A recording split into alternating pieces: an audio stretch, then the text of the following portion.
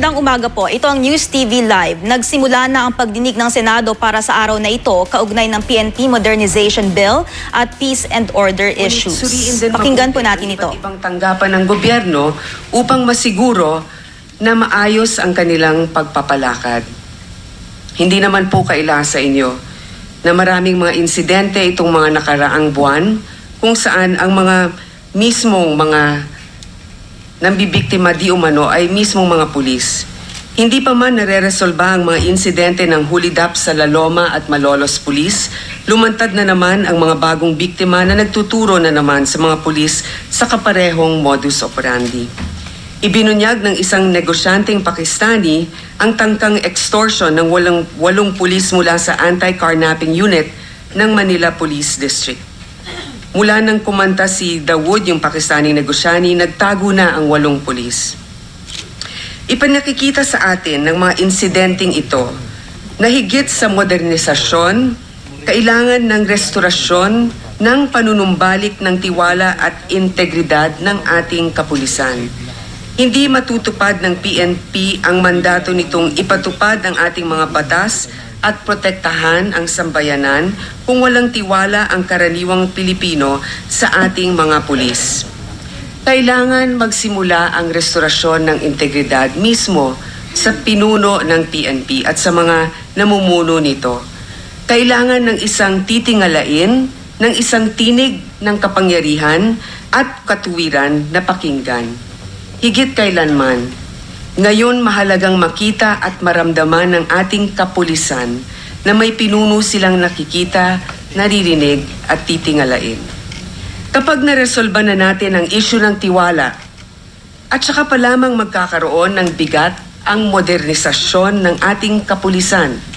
Kung tunay nating pinahahalagahan ang institusyon ng PNP, kailangan nating kilalanin ang mga pangangailangan nila para maging epektibo silang alagad ng batas. Pulis patola, masakit pakinggan. Ang labas ng ating mga uniformado sapat na gasolina para magpatrolya o hindi man lang sapat ang kanilang kinikita para mabuhay ng may integridad. Kailangan nating suriin ng sapat at angkop ang ating kagamitan at teknolohiya sa pamangangailangan ng ating bansa. In today's hearing, we will continue to tackle the 2 proposed PNP reorganization and modernization bills and the 4 resolutions on increasing criminality, high rate of kidnapping incidents, and the rise of death caused by unlicensed firearms. The bills and resolutions are authored separately by Senators J.V. Ejercito Estrada, Miriam Defensor Santiago, Senator Tito Soto, Senator Jinggoy Estrada, in this representation. I'd like to acknowledge again the presence of our distinguished guest, Ms. Teresita Angsi. Of course, General Alan Purisima, Director Ricardo Marquez, Police Director Rodrigo P. De Gracia, Police Chief Superintendent Ferdinand Yuson, Police Director Francisco Uyami Jr., Police Director Alexander Roldan, Police Director Jaime Morente, Attorney Eduardo Escueta, PDDG Ricardo F. De Leon, Architect Ka Quen Chua, and of course Senator Tito Soto. So before I begin with my questions, and I think the members of the VACC who recently arrived, Mr. Dante Jimenez, Mr. Martin Bubot Bidino, thank you again for your presence here today. The Civil Service Commission also present, Director Foronda. Before I begin with my own questions, I would like to give the floor to Senator Tito Soto because he has to leave momentarily. Thank you, Madam Chair. At the outset, of course, we'd like to thank you for convening again the committee and calling this public hearing. These very urgent matters that I know you are going to tackle. all of the concerns that are mentioned in your agenda, especially the concerns of the private sector, are well-founded, and I support wholeheartedly. But I just have one major concern that I would like to put into the record so that the Philippine National Police can prioritize this. When we talk of PNP modernization, no matter how modernized you become, if we cannot get in touch with you, it is all for nothing. So I suggest that in your modernization program, you place on top of the list communications. The people have to have something to dial you or to call you any time of the day, and you can be reached. Typical like the 911 calls that we can make in other countries. Ito ang dapat na unahin ninyo, i-modernize ninyo, at do not leave it to the present situation wherein I think a foundation is handling it, the ILG is handling it. The Philippine National Police should have a direct hand na pag may denial kami na number ang kahit sinong Pilipino, may makukontak siyang pulis. Yun po ang importante sa tingin ko na dapat ilagay natin sa unahan ng agenda at pag binanggit natin ang PNP Modernization Program. Lamang, thank you, Madam Chair. Thank you very much. Thank you, Senator Soto. In fact, yes, that's one of the agenda that we have, is also to consult with the PNP the last hearing in September 16. We discussed establishing a national emergency line where we can get hold of the PNP anywhere we are in the Philippines, and perhaps to have a prefix number that will be activated all over the Philippines. Mahirap po kasi na ibang number sa Metro Manila, iba rin ang number sa Davao, iba rin ang number sa Cebu. So ito po yung mga pinag-aaralan natin. Would you not have any other follow-up questions? I can probably do it later. I'll leave it to you, Madam Chair. Okay. Meron po ba, bago po ako mag-umpisa magtanong, General Purisima, unang-una, nais ko pong sabihin na maraming salamat na sa pagkakataong ito ay nagdesisyon kayong, maraming salamat po na sa pagkakataon na ito na nagdesisyon kayong paunlakan kami dito sa aming hearing. I would like to acknowledge the presence of Senator Sergio Osmeña. So, bago po kami mag-umpisa, meron po ba kayong opening statement o meron po ba kayong maikling presentation, sir? Yes, Madam Chair, may I be allowed to read my opening statement? Of course, General Purisima, please go ahead. The Honorable Chairperson, Senator Grace po, and the Honorable Committee members, good morning. I would like to thank the Honorable Committee for inviting your Philippine National Police to this public hearing in aid of legislation to discuss critical reforms in the National Police Force, particularly the modernization of the Philippine National Police. I would like to apologize to the Honorable Chairperson and to the Honorable Committee members for my absence during the first public hearing. I apologize if I have given the impression that I do not wish to cooperate with the work of the Honorable Committee. On the contrary, as the leader of your National Police Force, I take responsibility for making sure that the elected representatives of the people are provided the information they need to carry out meaningful reforms within the police organization. Rest assured that your PNP holds the Senate and this honorable committee in the highest regard and considers the upper chamber as a crucial partner of law enforcement in our never-ending labor against crime and lawlessness. For purposes of today's public hearing, I am prepared to provide inputs in relation to the legislative matters pending before this honorable committee, including issues to criminality and illegal activities. Nakakalungkot isipin na kung kailan natin winawakasan ang katiwalian at korupsyon sa pambansang pulisya, saka pa tayo binabato ng pagdududa.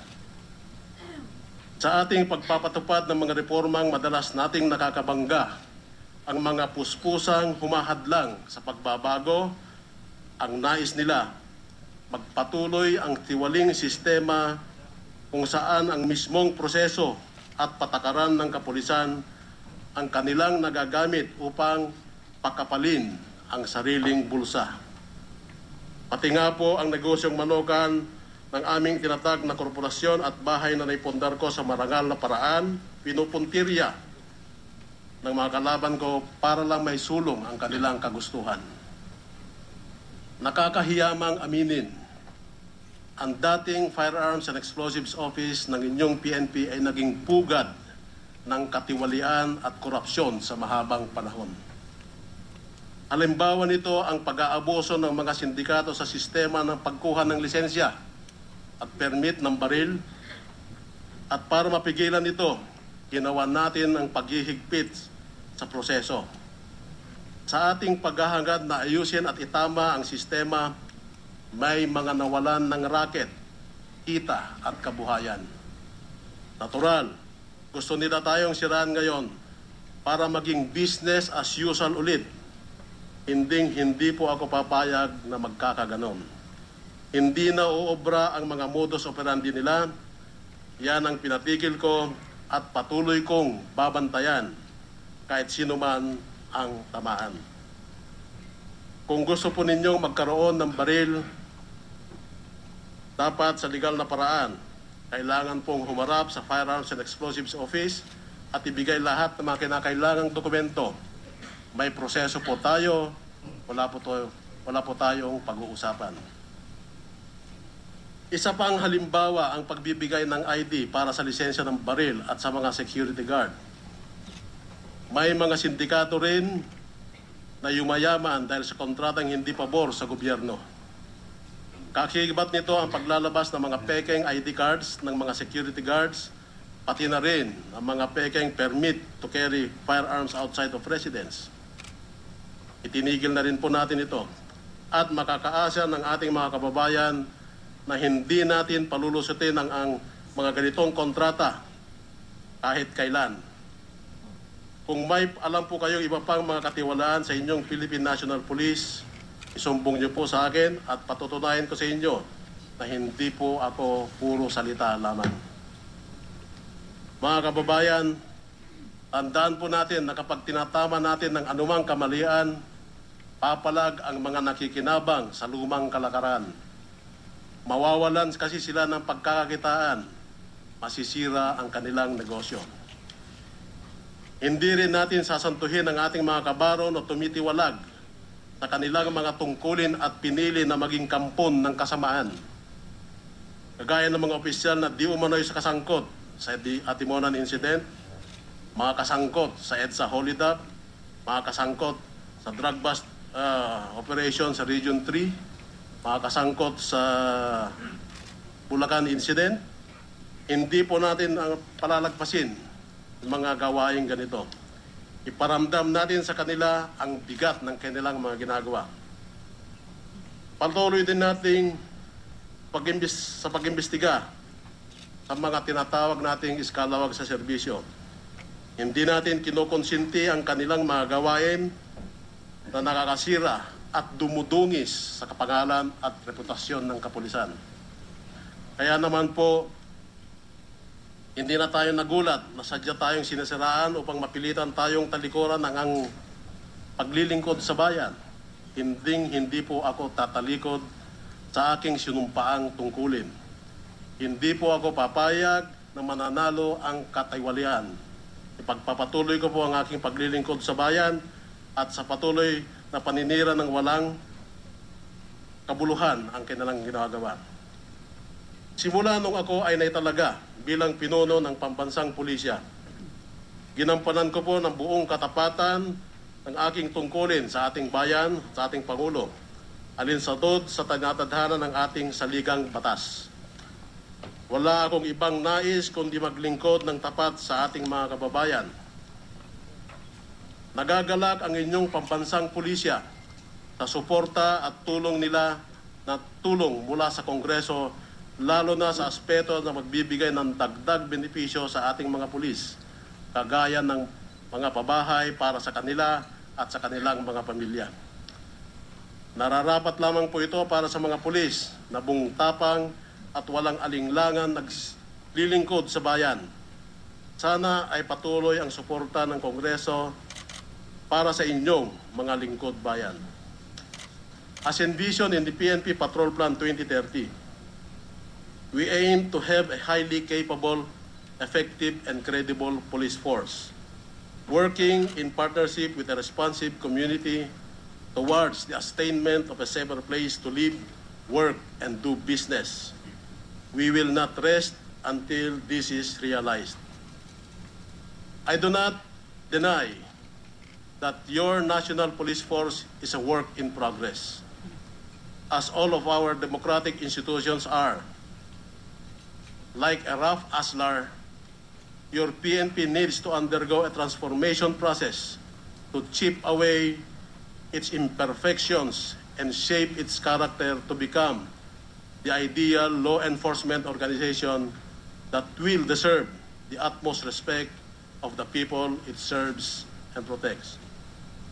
Sa lahat pong ito, makakaasa ang ating mga kababayan na seryosong tutuganan ng inyong pambansang pulisya ang lahat ng mga ulat ng kriminalidad. Ayon po sa aming adhikain ng serbisyong makatotohanan, ang inyong kapulisan ay naglatag na ng mga serbisyo, programa at sistema upang mas lalong mapagtibay ang aming paglilingkod sa ating mga kababayan. With this, I would like to express my gratitude to the Honorable Chairperson and the Honorable Committee members for the opportunity given to your Philippine National Police to articulate and clarify its position on the matters subject to the inquiry in aid of legislation and assist the Honorable Committee in its work. Muli, magandang umaga po sa ating lahat. Maraming salamat, General Purisima. Madaling katanungan lamang bago po natin dinigin din ang ibang resource persons dito. Maganda namang marinig po sa inyo na pinapahalagahan ninyo ang komite na ito at ang aming ginagawa para mas mapabuti ang pagpapalakad o makagbalangkas kami ng batas na makatulong sa PNP. Kaya po tatanungin ko po sa inyo sapagkat nung huli pong hindi kayo nakadalo, wala pong naibigay na dahilan ng inyong representante. Bakit po kayo hindi dumalo noong hearing ng committee noong September 16? Your Honor, Madam Chair, hindi po ako nakadalo nung mga panahon na yon dahil yung ang iniisip ko pong dadaluhan na hearing ay yung sa isang hearing din ng Senado na which is chaired by other sa ibang committee po. At dumating po yung information sa amin nung hapon na yon na umattend kami dito and I was thinking na at meron po tayong mga ibang mga ginagawa that time, Your Honor, na which also of public interest. General, pasensya na po. Ano po yung ginagawa ninyo nung mga araw na yun? Kasi po, pinadala po namin yung invitation September 8. Ngayon po, hanggang po dun sa araw bago yung hearing, meron pong konfirmasyon mula sa inyong tanggapan. Ngayon po kasi, kayo na po mismo nagsabi no, na maraming kailangan gawin sa PNP. So, isa po yan, yung aming mga batas na sinusulong, para sa aming pananaw, napakaganda po, modernization, pero syempre, kailangan namin ang inyong input dahil kayo yung pinaka-namumuno ng PNP. So, ano po yung dahilan? Dahil kung ibang komite po ang iniisip ninyo, sa inyong kaalaman naman po, ang talagang nag-aalaga sa kapakanan ng PNP ay ang public order and dangerous drugs. Hindi po ibang komite ninyo. Ito po ang komite ninyo at hindi na po yung iba. Ngayon, kung sasabihin naman ninyo ibang komite, sabihin na ninyo yung Committee on Finance dahil mahalaga rin ang budget, mas pinili pa po ninyo mga ibang bansa kesa dumalo sa hearing na yon na ang pinag-aaralan sa hearing na yon ay kung makatarungan ba ang budget na inilaan sa inyo, kung kulang ba at pwede naming dagdagan. Yung Senate hearing po ng DILG nung nakaraang linggo, kung saan po ang PNP ay napapailalim. Wala pong representative ang inyong hanay, kundi yung pinadala ninyo dahil kayo po ay nasa Bogota, Colombia, kung hindi ako nagkakamali. Tama po ba? Tama po, Madam Chair. Yung biyahe po na yon ay naka-schedule na po, matagal na po naka-schedule. At ito po ay tungkol po sa leadership consultation on anti-kidnapping and anti-extortion. Ang pinapag-aralan po natin doon, Your Honor, ay yung kung bakit yung bansa kagaya ng Colombia ay nagsimula from 3,500 na kidnappings ay naibababa na po nila ngayon sa mga halos 200 na lang po na lamang sa isang taon. Tama po kayo dyan. Magandang ehemplo nga sa pagkakataon na yun yung Colombia. Pero sa tingin ko po, yung budget at yung kailangan ninyong gawin dito sa ating bayan, mas nangingibabaw. Kahit na nakaschedule po yun, pwedeng doon po kayo nagpadala ng representative. Pero siguro call na po ninyo yan. Pero normally po, sa budget hearing, pag wala yung namumuno ng ahensya, hindi po pinapasa yung budget eh. Pero dahil nga nandun naman si Secretary Mar, siguro yan ang iniisip ninyo. Pero kailangan kasi maramdaman din ng inyong mga nasasakop na ipinaglalaban din ninyo kung anong kailangan nila. Kaya nga hinanap namin kayo. Kaya sa pagkakataon ngayon, gusto ko mga malaman din sa inyo, ano ba itong mga sinasabi ninyong may mga nasasagasaan siguro kayo, kaya kayo nagigipit ngayon? Your Honor, yung pong binanggit ko po sa aking opening statement, at patungkol po doon sa paglilisensya po ng mga baril na napakarami na pong mga reklamo na ginagawa laban po sa amin at dahil po sa mga reformang pinapatupad po natin. Siguro, imbis na aligasyon lamang, kung ayaw ninyong masabi dito sa hearing na to, yung mga sinususpetsahan yung nananagasa sa inyo, ay pwede ninyong ipag-alam sa amin o kaya mismo sa NAPOLCOM o kung anumang grupo. Kailangan may report kayo tungkol dyan. Hindi naman pwedeng sabihin lang ninyo na ginigipit kayo na wala namang pruweba. Ang naiintindihan ko po, marami talaga sa gobyerno pagka ikaw ay nag-iimplementa ng reforma, meron talagang mga naninira. Kaya posible po talaga yon. Kaya lang dapat naman may katibayan. Ako po ay naniniwala na dapat linisin yung paglilisensya ng baril. Napakahalaga po nun. Pero bibigyan ko po kayo ng ehemplo Doon pa lamang sa inisyatibong yung yon, nagkaroon na ng issue tungkol sa delivery service na tinanggal na nga ninyo dahil may problema nga, mas mahal, napakabagal, hindi mabilis pero wear fast ng pangalan. Ngayon po, nagkaroon kayo ng moratorium dun sa paglilisensya ng baril. Ang inyong effort ngayon, dahil ang napakahirap, kunyari may-ari ako ng baril, ako'y nakatira sa Mindanao, pupunta ako sa Metro Manila, nandun na ako. Dapat makita ng personal yung may-ari ng baril halimbawa. Pero siguro naman kasama sa reforma, magtalaga kayo sa bawat rehiyon para hindi naman pahirap sa mga may-ari ng baril. So pinag-aaralan nyo ngayon yan. Ang dinig ko, sa Davao, nagpadala kayo ng technician, representative at isang computer para mag-renew ng lisensya ng mga baril. Sa inyong kaalaman, 60,000 po ang legal gun owners sa Davao. Nagpadala kayo di umano ng isang tao o kung isang computer para mag-renew ng lisensya ng baril. Ang isang computer na yon may camera. So sa isang araw, 60 people lamang ang napaprocess. Paano naman matatapos yung 60,000?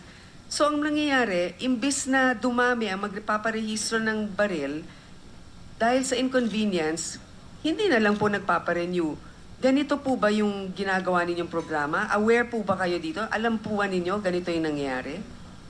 Ang hinahangad po natin, Your Honor, Madam Chair, is yung makuha po natin lahat ng mga datos ng ating mga firearms license holders at maipon po natin sa isang database para madali po nating ma-verify yung kanilang mga pictures, biometrics, and everything na na dapat makuha po natin.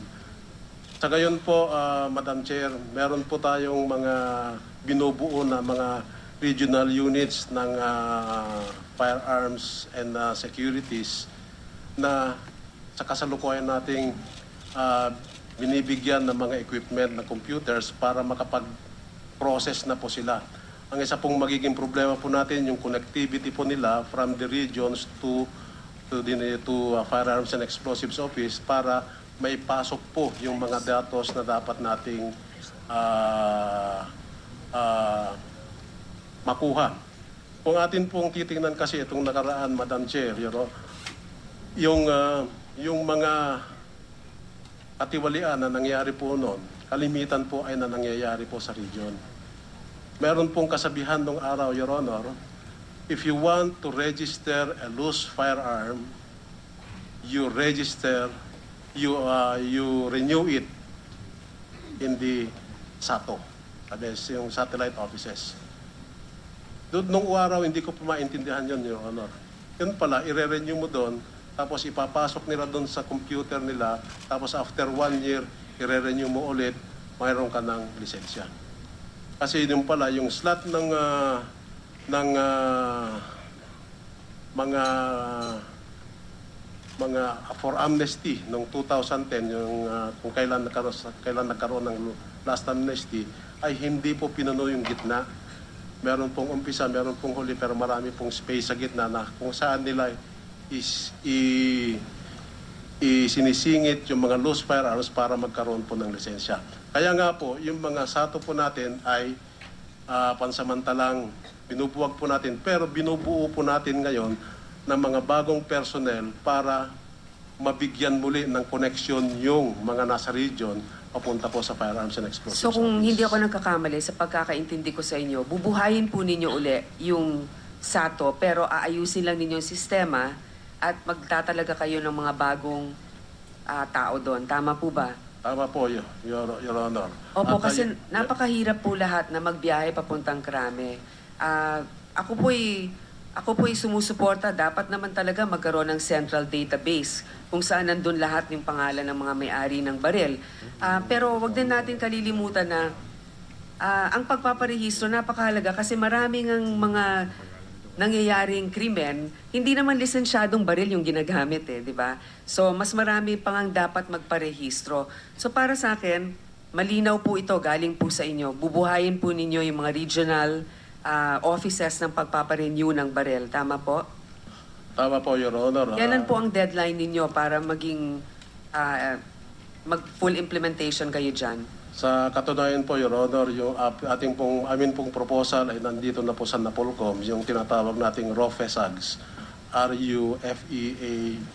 RUFESAGS, I'm not sure of di talagang kailangan, parang FESAGS, na nandito na po sa NAPOLCOM for the reorganization of that unit.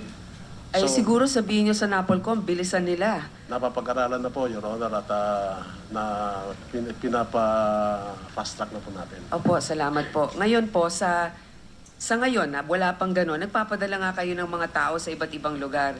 Siguro naman po, request naman ng iba, lalo na sa mga malalaking syudad, damihan naman ninyo, hindi naman pwedeng isang computer, hindi po tayo matatapos sa termino ng ating Pangulo na kunin yung mga magpaparehistro doon. Your Honor, we are constrained of the equipment na kinakailangan po natin kasi meron po tayong programa na ipinapasok po sa computer para hindi po natin matamper yung programa at mapasukan po ng iba't ibang datos yung mga papasok po sa ating mga computer. Tama po. Importante din na nag-iingat, no? Pero usually kung may central naman, kahit na magpadala ka ng 10 computer sa isang lugar, may central database ka. Kailangan yun lang talaga yung binabantayan mo, tsaka yung tao na pinapadala mo, hindi magsisingit. Ngayon, kaya nga po dun sa mga budget hearing, napakahalaga po na pumunta kayo, yung wish list ninyo, kulang kami ng computer, kulang kami ng IT representatives, kailangan taasan ng budget namin. Kasi gusto nga namin kayo tulungan dahil kayo nga sabi ninyo, napapagbalingan ng masama dahil nga dito sa mga reformang binibigay ninyo, sabihin niyo sa amin, paano namin kayo mapapalakas. Ngayon, bago ko ituloy-tuloy pa yung mga ibang tanong, General Purisima, bigyan naman natin siguro kung may si Senator Serge o kaya Senator Soto kung may follow-up question bago tayo pumunta kay Miss Teresita Angsi para magbigay ng opening statement or kay Mr. Kakwan Chua. Sirs? So bago po, wala pong tanong ngayon. So pwede po ba natin matanong si Architect Kakwan Chua magbigay po ng maikling salaysay tungkol sa kanyang presensya ngayong araw? To the Chairman of the Senate Committee on Public Order and Illegal Drugs, the Honorable Grace O, and to the other members of the committee, this representation in behalf of the Movement for the Restoration of Peace and Order would like to express our heartfelt gratitude for allowing us to take part in this discussion of the bills aimed at improving our national police and the other Senate resolutions calling the attention of the government on the rise of criminality and to kidnapping in particular.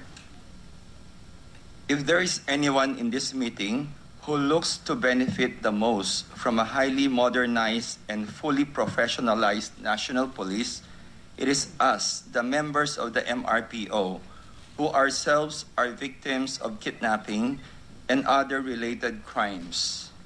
I, for one, am a victim and was kidnapped. But in spite of that, I can still regard myself as being lucky as I did not end up like other members whose family has since mourned their deaths. Our horrible experiences would have been prevented, or at the very least, the likelihood of them happening would have been diminished had there been an efficient peace and order control system in place. Worse, the recent controversy involving police officers who are themselves engaged in criminal activities only make matters worse for us, as our sense of security continue to dwindle with one scandal to another. Though it is not for us to conclude that the National Police Organization is reeking of rats, suffice it to state that the rotten eggs in the organization has worked to diminish our trust to our then regarded friendly neighborhood police. And this begs the question, where are we to go where the persons who are supposed to protect us are the same individuals who undermine the social order? This is why there is really a need to further professionalize our national police. We need our police to be equipped not only with the proper tools and implements that would ensure the efficiency in responding to crimes, but also we likewise need our police to be armed with proper values that will ensure that they exist only to serve and to protect. And we share the belief of the authors of the subject bills that this may be achieved if a law is passed to further equip and professionalize the members of the National Police. Movement for Restoration of Peace and Order, or MRPO, remains a lead partner in crime prevention and control. And we remain committed to continue working with all stakeholders in enforcing peace and order in our society. Architect, may I ask, thank you for the statement and in support of the modernization bill for the PNP. But my question is, you said you were a victim of kidnapping. Can you relate? First of all, I would like to thank you for coming out, for being present here. The problem also that plagues the PNP, I would say, is that the unreported crimes, those that don't want to come out, to speak out. And we can't blame them. They fear for their lives and the repercussions of coming out. So I admire you and I thank you for your presence here today, Architect. So if you would, please relate to us your story. I heard you were kidnapped twice, if I'm not mistaken. Yes, ma'am. Okay. My first incident was September 2008. I was abducted for 17 days. I was fully kept in their safe house, but fortunately, after 17 days, I was also rescued by them PACER or anti-kidnapping group. It's 2008. 2008. When was the next time you were kidnapped? That was 2012. So 2012. What month? That was May, 5 days after promulgation of my first case. Were you kidnapped by the same group, sir? It's different. If you don't mind, would you be able to tell us what were the terms of? So the first time you were freed by the anti-kidnapping task force, is that what you're saying? Yes, we did pay ransom, You but did I was pay it? I was not released. So the MRPO and the anti-kidnapping group decided to stage the rescue. Okay, so why in particular are they so interested in you? I'm sure you have the means perhaps to pay the ransom, but are we talking a huge amount, sir? If you don't mind saying how much was it, or maybe not for this hearing. Maybe not for this year. Yes, okay. The problem, sir, now, I think Ms. Teresita Angsi, if you would also like to follow that up with stories of those being kidnapped recently. Your Honor, thank you for the invitation. The last invitation arrived only on the day of the hearing, for the hearing, so we did not make it. But we appreciate efforts like this, no? Because we do have problems. However, please pardon me if I say, I read through all the bills. They are all very good, very well researched, very well crafted, and very well intended. But I have to express my reservations that they may not be the answer to the root causes of the problems. The movement for restoration of peace and order has been here for 21 years. Now we organized it in 1993 together with the other very active group that fights for reform, no? The Citizens Action Against Crime. Not to be confused with our neighbor, the VACC, that's the newcomer, no? We organized the AAC in 1993. It's made up of the very prominent, very active social activists, Vicky Garchitorena, Narsalina Lim, Teresita Baltasar, among others, Miguel Perez Rubio, and myself, no? We were the founders of that group. And we have fought for these reforms. We have fought for the transformation. We have fought for modernization. Throughout our 21 years of existence. We may be the worst critic of the Philippine National Police, but we are also their best partners. I was the only one probably who attended Senate hearings to defend the budget of the PNP, no? In several hearings during the time of Senator Drilon, no? Not this Congress, because we see the need. But then, as I said, my reservations about the bills is, after the law is passed, how is the implementation to be really recognized afterwards? No, I bring here three materials which can be a reference because I cannot talk long. My one paper, The Role of Congress in Police Governance, that I presented in Kota Kinabalu, as the country paper for the Philippines, is 22 pages. The other paper that I presented, People of the Philippines versus Crimes, is 31 pages. So we don't have time to go through this, no? But allow ma'am, me perhaps the root, you were saying. Yeah, at least the root cause is the implementation. Itong study ng UNDP, 2005 po ito. Ang title niya, Transforming Philippine National Police into a More Capable, Effective, Credible Police Force. 2005 ito. Next year, 10 years na po. Meron pong scorecard dito, no? Kung first year, saan na tayo? Second year, third year, fourth year, na saan na tayo? No? Pero doon sa implementation, maganda sana itong study. Talagang hindi natin kailangan inventohin ulit ang gulong, no? Do not reinvent the wheels kasi very, very exhaustive to. 3 taon yung pag-aaral bago na-publish itong UNDP report na ito. Pero siguro, ang katanungan natin, kailangan pa ba, baka naman, totoong kailangan na i-legislate natin, na i-implement nila itong transformation program. Kasi yung root cause niyan, kuminsan, yung masyadong personality-oriented ang ating police, no? Kung very sincere, kung nandyan yung mga programs in place na i-implement. Pero pag hindi, wala. It's thrown on the wayside, hindi na nabibigyan ng attention, no? Pero sa lahat ng budget hearing, I'm sure lagi namang sinasubmit every year yung PNP performance report, no? Na napakapal. Pag tinignan naman ninyo yung performance report, every year, no? Hindi lang sa 2013, lahat naman ang ganda-ganda ng report. Talagang makikita ninyo na nandyan na pala yung mga performance, nandyan na yung mga indicators at natutupad. Pero sa atin, makikita natin, siguro 4 na problema, no? Yung isa sa budget.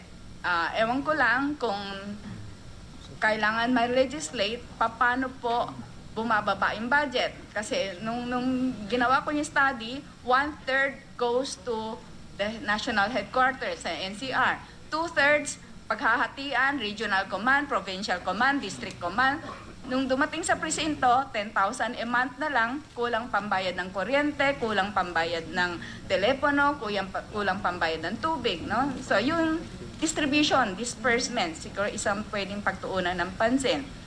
Sa reorganization naman, siguro po, Madam Senator Chair, makita siguro, baka panahon na natanggalin natin yung sobrang dami ng layers. Bakit kailangan may regional command, may provincial command, may district command, tapos hanggang sa presinto, wala na. Hanggang barangay, wala ng pondo, no? Mari sigurong isa sa pwede nating tignan, yung ganyan, ano? Sa professionalization naman, ang implementation, nasaan ang ating merit system, no? Yung HULIDAP na yan, awol na 1 taon, bakit nandyan pa rin? Bakit sino ang tumatanggap ng sweldo niya, no? Hindi lang yan. Yung isang na-involved sa 2009 sa HULIDAP, 14 na kaso ng HULIDAP, bakit na-promote pa? Bakit binalik pa doon sa pinagtanggalan sa kanya, no? Yung isang nagpatakas ng isang kidnapper, hindi lang na-promote, naging general, nag-attempt pa na maging regional commander nung lugar na pinangyarihan ng kidnapping, no? Ang dami. Nasaan yung merit system? Ano po yung nangyari? Yung na-promote pang commander? General? Very recent yun, ano? Siguro, saka ko na lang ibigay in... pero within the last, since 2012? Since 2010? Sorry, hindi ko na lang kasi ano rin yan, it comes from one of the victims, no? Okay. Very it was one of the most notorious case na kidnapping dahil 7 na Chinese nationals po ang gumawa nitong kidnapping na ito. The ransom was recovered intact dito sa kapitbahay nating hotel at tumagal ng 10 taon yung trial nung kaya marami po tayong ganitong pero problema. Pero na-promote ang utak nito? Po, hindi yung utak po. Yung meron sa 7, merong isang nakatakas. Yung tumakas doon sa poder nitong pulis na ito, na-promote na, naging general na, wala naman sigurong problema dahil hindi naman na-prove na in connivance, no? Pero yun yung sinasabi natin, nasaan yung professionalization, yung command responsibility, since nakatakas itong kidnapper, na hawak niya, bakit ganito, at nag-attempt pa na maging regional pero yung commander. biktima ay maituturo yung nakasama yung di umano. We don't know, no? Kasi wala na. Yung biktima na yan, hindi, yung nakakulong po yung kidnappers na pinatakas, no? Na nakatakas. So, we don't know kung ano yung evidence. Wala naman yatang na-present kasing evidence na na-involved itong nagpatakas na ito. Pero hindi po isolated yan. Itong very recent case namin, na nahuli naman ng provincial police na mastermind, nakatakas, walang naparusahan, wala ring pursuit, manhunt dun sa kidnapper na yon. Hanggang yung kidnapper na yon naglagay ng granada sa bahay ng biktima, so na-withdraw yung case. Now, that's very, very recent. So, hindi naman kasi isolated itong mga kaso na sinasabi natin nasaan yung professionalization, bakit nangyayari. Yung 3 ongoing trial namin, 3 kaso where policemen are involved. Yung isa, 2004 pa, 10 taon na nasa defense, wala pa sa defense, nasa prosecution. So, of course, this is the problems of the court. But kami, hindi maalis sa amin na magduda na baka ang impact dyan kasi most of the accused are policemen. Kaya nagtagal 10 taon, nasa prosecution pa rin. Once a year lang ang hearing, canceled pa. 3 kaso yan, iba't ibang pulis yan. Yung isa, kidnap murder. Ay, 2 pala doon, kidnap murder, no? At ang isa doon ay kidnapping. So, these are cases that are ongoing. So, ipagpahunay ninyo at binibigay ko itong mga examples in aid of legislation. Baka nga, ang isang legislation na pwede natin tignan, pag police ang involved, kailangan may mandate sila. 90 days trial, siguro with 30 days extension, continuous trial. Kasi police ang involved eh. They can harass the victims. They can force them to withdraw the cases. Hindi marami ang tao tulad nung sinabi kong cases in the 7 nationals. So, yung harassment sa family, ganun na lang. Pero hindi nag-withdraw ng case. Si Architect Cacuen Chua, no? Nakita ninyo, he gives a face and a voice as a chairman of MRPO. Humaharap sila ngayon dahil gusto nating masolusyonan ng problema. Siguro yung isa sa mga pwedeng batas is pag may involved na police, fast track yung trial, no? Hindi namin mahingi na sana special court dahil talagang ang ating courts ay talagang sobrang clogged na sa mga kaso. Pero siguro pwedeng matignan itong mga ito, no? So marami pa, pero marami pang dapat himayin na mga provisions sana doon sa mga bills na inihahain. Pero sana matignan, no, yung merit system, yung professionalization, at yun na nga, no, yung sa budget, kung nakakababa pa doon sa presinto. Marami pong salamat. Salamat po, Ms. Angsi. Ngayon, tatanungin ko po sa inyo pong palagay, Sa kanyang pagharap sa pagdinig ng Senate Committee on Public Order and Dangerous Drugs, sinabi ni PNP Chief Alan Purisima na ang mga issue ng umunoy katiwalian na ibinabato sa kanya ay mga paninira lamang. May mga nasagasaan daw siya sa mga reforma sa gun licensing na ginawa raw na racket ng iba. Tungkol naman sa pagkakasangkot ng mga pulis sa mga krimen, gaya ng mga hulidap, sinabi ni Purisima na di niya palalagpasin ang mga ito. Dumalo rin sa hearing ang mga miyembro ng Movement for the Restoration of Peace and Order, ilan sa kanila ay mga kidnap victims. Ang laki